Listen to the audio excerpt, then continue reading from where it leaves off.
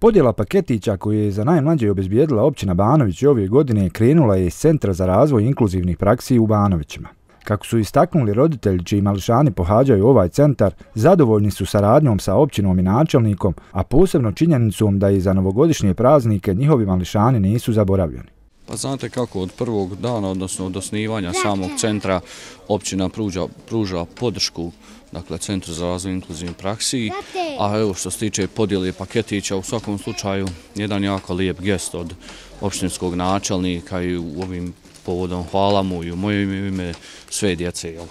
Osim mališana iz Centra za razvoj inkluzivnih praksi, paketići su podijeljeni i za 140 mališana javne ustanove Dječje obdanište Banović. Nastavljamo i ove godine sa jednom tradicijom koju smo uspostavili prije 2 godine, a to je podjela novogodišnjih paketića. Ove godine općina Banović je obezbijedila 700 paketića, prije svega za prvake osnovnih škola, za socijalne kategorije, Dječje obdanište, udruženje Leptir. Na ovaj način želimo da obradimo naše najmlađe članove društva i da na neki način pokažemo da su najmlađi članovi društva u fokusu interesovanja lokalne zajednice, odnosno općine Banović.